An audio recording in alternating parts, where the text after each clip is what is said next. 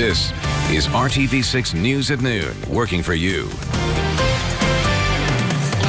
I'm Meredith Barrett. Today, a new layer of accountability for IMPD in its use of force against protesters in late May and early June.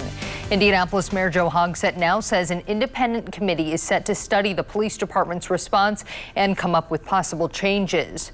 The Response Review Committee will be made up of 3 members: former U.S. Attorney and U.S. Assistant Attorney General Deborah J. Daniels, former Indiana Supreme Court Associate Justice Myra C. Selby, and Martin University President Dr. Sean L. Huddleston. All 3 are known for a passion for accountability when it comes to equity, inclusion, and diversity. IMPD has pledged transparency in the process. We hope to hear the results by the end of this year. Clergy and community leaders are coming together today to talk about what to do about the continued violence in the city's streets after Indianapolis saw another deadly weekend. Indy 10-point leader Reverend Dr. Charles Harrison says the city needs a plan for the violence it's seen so far this year. He says, quote, "The silence and lack of urgency on this issue is very troubling." He says there needs to be a plan to address this surging record-breaking pace for homicides, shootings, and stabbings in the city. Right now, Metro Police are investigating multiple shootings that unfolded over the weekend. This is a look at where some of those incidents happened. Investigators say since Friday, at least 6 people have been shot across the city in separate cases. The most recent happening at Lafayette Square Mall Sunday afternoon. This follows last weekend's deadly violence where 10 people were shot, 3 of them killed. As of right now, police have not released any suspect information. A local construction worker was ready to return to work as the job outlook is finally improving, but an act of vandalism and a theft are now a setback. RTV6's Rafael Sanchez shares his story and has some takeaways on how it all unfolded. Rogelio Guerrero has been unable to return to work, his construction tools taken. As he parked his vehicle, a couple vandalized his work van, slashing his tires, shattering windows, and stealing his tools on May the 29th. He says he feared the man had a gun, so he ran into his South Side Indianapolis apartment, where his daughter, Lupita Guerrero, called 911. She confronted the couple and videotaped the encounter. He yells out, "Because I spoke, because I called the cops." He said he was going to come back. I feel like we all should, open up, say what's happening and see if we can help if it's needed. Because there was people around not doing nothing and they were just watching. But out of violence, that was a violent crime. Lupita feels her dad was being watched and the van made him an easy target. Metro Police has assigned a detective to the case. Overall, the department has a unit which works on building relationships with communities with immigrant populations and encouraging them to speak up when issues emerge. I don't wish bad on anyone, but what you guys did was wrong to a hardworking man that messes with no one. That was our Rafael Sanchez reporting. He says there are a couple of things to keep in mind in light of this situation if this ever happens to you or someone you know. Calling 911 was the right thing to do. Confronting vandals is a risk you should leave to law enforcement. If you're going to film what's happening, it's best to do it from a safe distance. And after the fact, document any damage with videos and pictures so that can be helpful with your insurance claim. The new numbers on COVID-19 are just in from the state health department. The rate of new cases and new deaths continues to appear to slow down slightly, at least in Indiana. Today's numbers show 13 new deaths have been reported. The number of daily reported cases is down from last week, too, at 277 cases. With more countries getting back to normal, the world saw its largest single-day spike in coronavirus cases. The World Health Organization is reporting 183,000 new cases counted Sunday. Brazil made up for the most with almost 55,000 new cases. The U.S. followed with 36,600 cases. More than 2/3 of virus deaths reported Sunday were in the Americas. And once the epicenter of the pandemic today, New York City is entering phase 2 of reopening, but elsewhere doctors are raising concerns. At least 11 states set record highs in daily reported COVID-19 cases this weekend. Hospitalizations are up in 17 states. The former head of the FDA is warning that that Arizona, Texas, and Florida could see exponential growth in cases this week, and not just with those you'd expect. More than half of Florida's reported cases this past Saturday were patients under the age of 35.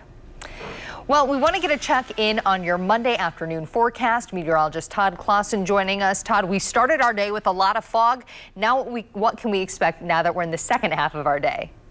You know, now we transition our attention to the potential for some storms here, Meredith, across the area. It's a warm and muggy day for everybody out there, and some of these storms already starting to flare up across parts of central Indiana. Nothing severe. That is the good news, and these storms right now are all northwest of Indianapolis. You notice these downpours making their way through the Veedersburg area towards Crawfordsville, just through the Bainbridge area.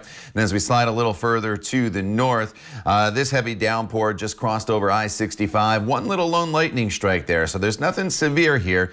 These are just basically some rainmakers with just a little bit of lightning mixed in. They're out ahead of the main cold front that is still off to our west. That'll have to come through later on this afternoon and into the evening hours. In fact, the best chance of rain for everybody is going to be late tonight and then overnight. As you see here, it's just a spot storm or two as we head into the evening hours. But here are the temperatures. We're in the 80s in many locations. A little rain cooled up there in Lafayette as well as Crawfordsville. But as we work our way throughout the rest of the day, mid 80s to even upper 80s for some of you. We'll talk about that, the rain for overnight, and a look ahead to the rest of the work week coming up in just a little bit. Meredith. Todd, thank you. Starting today, students in Indianapolis will be able to pick up lunches at a new site 5 days a week. IPS will be giving out free prepackaged lunches at the Hallville Public Library Monday through Friday from 11:30 a.m. until noon. The meals are available to any student 18 or younger, including those who don't attend IPS schools. This will be the only site giving out meals 5 days a week. At a time in our lives when getting outside is one of our only chances to actually spend time with friends and family, here's one huge reason to take some caution this summer. What you need to know about this virus and how to guard against it, still ahead. But first, he was once a close contact of the president. Now, after a judge ruled he can share his story, he is, and it's not pretty. John Bolton's book and the fallout next when the news at noon continues right here on RTV6. Greatest seasons, new ABC Tonight. Right now on RTV6, in his first broadcast interview about his bombshell book, President Trump's longest acting national security advisor, John Bolton, told ABC the upcoming election is the last chance to protect the country from President Trump. Bolton, a staunch conservative, says he hopes Trump will be a one-term president. ABC's Andrew Dimbert has the latest.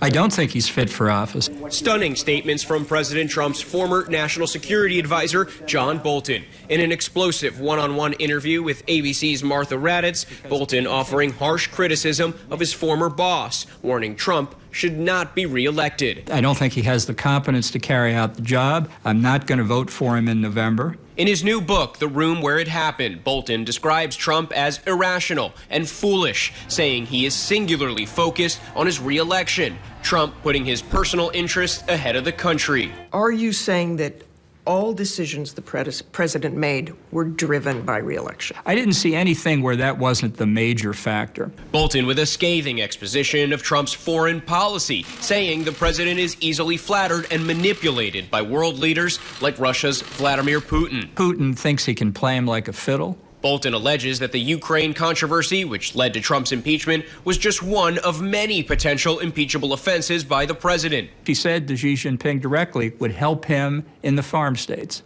A really, to me, stunning statement by a president to the leader of an adversarial foreign country. Trump, meanwhile, blasting Bolton, saying he broke the law by publishing his book. But after the administration's attempt to stop the memoir from moving forward, a federal judge ruled it can be released while also raising national security concerns.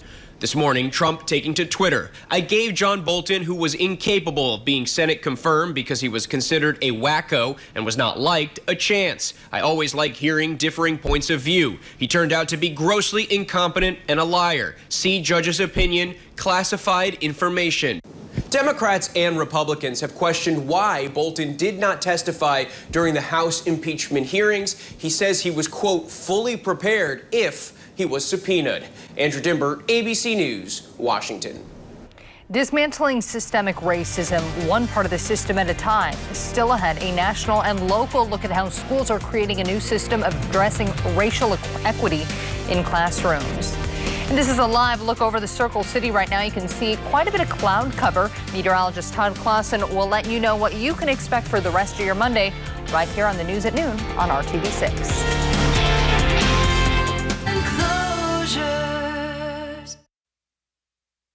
Calls for racial justice here in central Indiana and across the country are forcing educators to evaluate how they respond to racism. Our partners at Newsy took a look at how school districts are handling these issues before the new school year starts. The national push for racial equality is propelling some school districts to change. One example is Muncie, Indiana Community Schools. Officials there plan to appoint a director of diversity, require implicit bias training for school resource officers, and review the current curriculum. We leave it often to the teachers to be developing their curriculum to teach. And so that's where we believe we can do a little bit better by working to create some lessons or to find books or materials that we would be able to provide to teachers to help when they're teaching. In a district of approximately 6,000 students, only about 10% of teachers are people of color. And it's not just Muncie. According to the most recent available data from the 2017-2018 school year, just 7% of the country's public school educators were black. 79% were white. Revamping hiring practices is one of the 9 items the Akron, Ohio public schools are working on after the school board recently declared racism a public health crisis. When you talk about hiring practices, you have to go all the way back to the posting. How is the job description written? Is there racism latent within that job description? Is there racism embedded unintentionally, perhaps, in the way we screen our candidates before they even get out of that pool? But change in education can take time, especially in a system that has struggled to correctly teach Black history. That is evident in the public statements many districts have been sharing, where the language used varies from the explicit to the divided. Once all of these statements have been written and once all of this initial work has been done, how is all of this going to be put into place? And I think that that's where the bulk of the work really now needs to be focused. Amy Morona, Newsy, Washington. With mosquitoes coming out in full force for the summer, there's a second virus to protect yourself from when you go outside. Over the last few years, more states have been seeing cases of EEE. It stands for Eastern Equine Encephalitis, and it is spread by mosquitoes. It causes swelling in the brain that can lead to death or permanent damage to motor skills. About a third of people who become infected are expected to die, so it is a serious concern. Doctors are reminding you to wear bug spray and to dump any standing water near your home. All right, Todd, after that downer, hopefully you have a little more positive news for us in the weather department.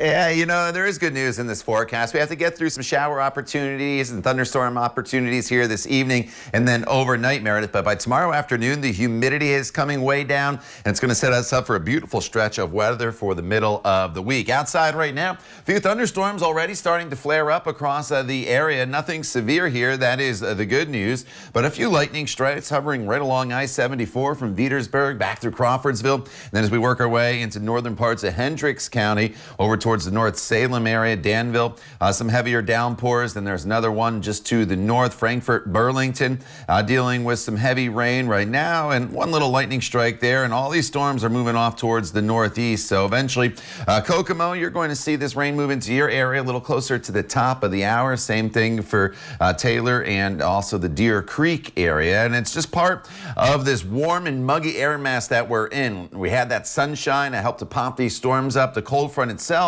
that is still off to our west, and that's what's going to come through tomorrow, and it's going to take the rain out of the forecast and start to drop the humidity. But until then, we will deal with these rain chances. In fact, they become more numerous after sunset this evening, and then throughout the overnight hours, we'll deal with showers and storms. Not expecting any severe weather, but don't be shocked maybe if you do hear a rumble of thunder or something that wakes you up throughout the course of the overnight hours. For tomorrow morning's commute, if you have to do so, there will be some scattered showers around around at least through midday tomorrow. And then once that front fully pushes through the area, we'll take the showers out of the forecast and the humidity will start to drop. Here's a live look outside right now with the hazy sunshine. Temperatures are in the 80s. We'll go anywhere from about 85 to 90 today for our high temperatures across the area. And then this evening, if you have plans, again, storms will start to flare up as the evening progresses with temperatures that will be in the 80s. Tomorrow morning showers, then decreasing clouds for us. The humidity drops by the time we get to the evening hours. Should be beautiful out there with lots of sunshine